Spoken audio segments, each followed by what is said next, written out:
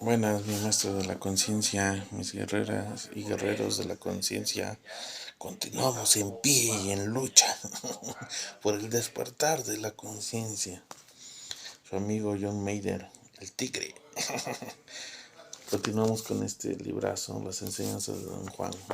Vamos a leer desde mi punto de vista. Ahora sí que las perlitas, porque leerlo todo, yo creo que me tardaría un buen y todavía comentarlo. Mejor nada más las perlitas. Después de todo un año de conocernos, don Juan fue franco conmigo. Un día me explicó que poseía ciertos conocimientos recibidos de un maestro, un benefactor, como él lo llamaba. Recordemos que don Juan Matus tuvo dos maestros, el Nahual Elías y el Nahual Julián, como él lo llamaba, que lo había dirigido en una especie de aprendizaje, el aprendizaje tolteca.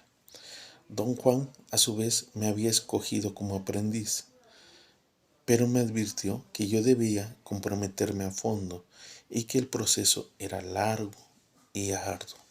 Al describir a su maestro, don Juan usó la palabra diablero.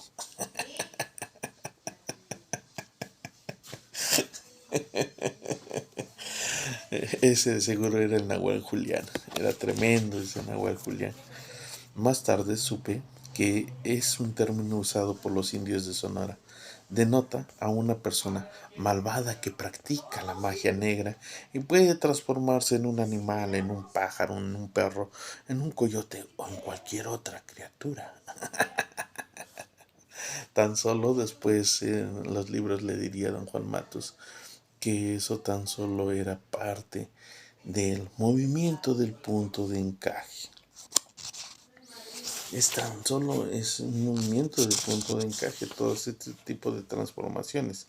En Europa se les conoce como, no como nahuales, sino como hombres lobo. Aunque don Juan tildaba de diablero a su benefactor, nunca mencionó el sitio donde había adquirido su saber, ni identificó a su maestro. De hecho, don Juan revelaba muy poco de su vida personal. Solo decía que nació en el sureste de 1891, que había pasado casi toda su vida en México, que en 1900 su familia fue exiliada por el gobierno a la parte central del país, junto con miles de otros indios sonorenses, y que él vivió en el centro y en el sur de México hasta 1940. Así como don Juan había viajado mucho, su conocimiento podía ser producto de múltiples influencias. En junio de 1961 inicié mi aprendizaje con don Juan. Serví como aprendiz primero en Arizona y después en Sonora, porque don Juan se mudó a México durante el curso de mi preparación. Don Juan estaba continuamente viajando en Arizona, en Sonora, en Oaxaca, en el Estado de México y Chiapas. A la vuelta, punto.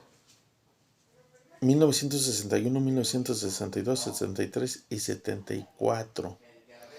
Las enseñanzas fue completa porque retrasó la venida del compromiso pleno indispensable para convertirme en un brujo.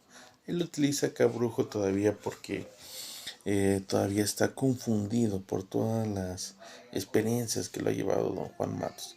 Luego le llamará hombre de conocimiento y por último, ser un tolteca. En septiembre de 1965 interrumpí voluntariamente mi aprendizaje. No, ya no, don Juan, ya no quiero.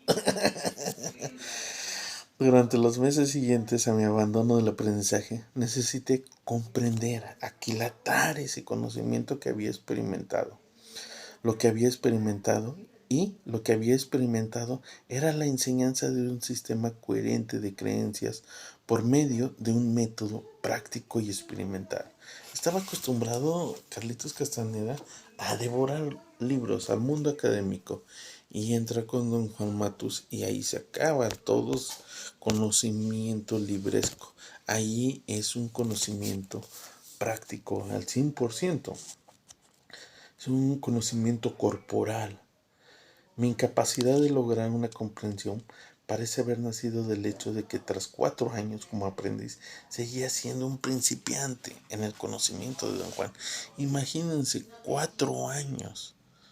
Y es poco. Hay muchos que entran en el conocimiento de don Juan Matus y no tienen 4 años, tienen 5, 8, 10, 15, 20 años y no han practicado ni el 1% de lo que nos plantea don Juan Matus. No han hecho caminatas de atención, no han recapitulado, no han ensoñado, no han guardado su energía, etcétera. Tienen una importancia personal tremendísima. Es decir, se subieron al, al tabique del libro y ¡pum! Se perdieron. O se quedaron atrapados nada más en alguna parte. Carlos Castaneda dice: mi incapacidad de lograr una comprensión parece haber nacido del hecho de que tras 4 años como aprendiz seguía como un principiante.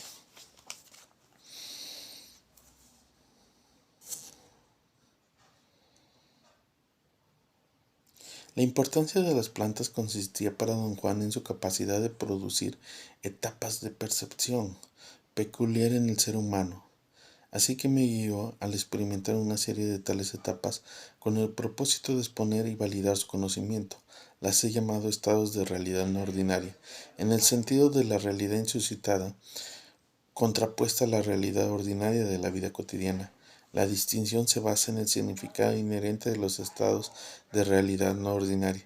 En el contexto de saber de don Juan se consideraron reales, aunque en realidad su diferencia de realidad ordinaria. Don Juan consideraba los estados de realidad no ordinaria como única forma de aprendizaje pragmático y la única forma de adquirir poder. Hay ciertos objetos empapados de poder, dice don Juan. Ahí le vamos a dejar. Esos estados de realidad no ordinaria no nada más se logran con las plantas de poder. Don Juan es muy claro, dice: Eligio nada más necesitó probar una sola vez plantas de poder. Sin embargo, Carlos Castaneda necesitó de varias veces. ¿Por qué? Porque estaba muy fijo su punto de encaje. ¿A qué? A la materia, a la parte tonalística. Era incapaz de vislumbrar el náhuatl, la parte espiritual del mundo. Entonces necesitaba muchos golpes o choques. Y hay otras prácticas. Y dentro de esas prácticas está la caminata de atención, está la recapitulación, está el ensoñar y guardar la energía. Con esas 4 prácticas uno empieza a mover su punto de encaje, sin necesidad de plantas de poder, como lo menciona don Juan Matus, y entra uno a esa realidad no ordinaria. La realidad ordinaria es esta, la que es la primera tensión, el primer anillo de poder, es la vida cotidiana. La segunda tensión es cuando nosotros entramos en meditación, vislumbramos, movemos nuestro punto de encaje, o cuando nosotros vamos a ensoñar, o cuando nosotros llevamos ya una caminata de atención por más de 1 hora, de 2 horas, de 3 horas, 4 horas, 5 horas. Nuestro punto de encaje, ¡pum!, se para en el silencio interno y podemos nosotros ver. Todos esos son estados de realidad no ordinaria, estados en los cuales el silencio interno se para y contemplamos y vemos el mundo de otra manera. Las enseñanzas de don Juan Master. Fuerza.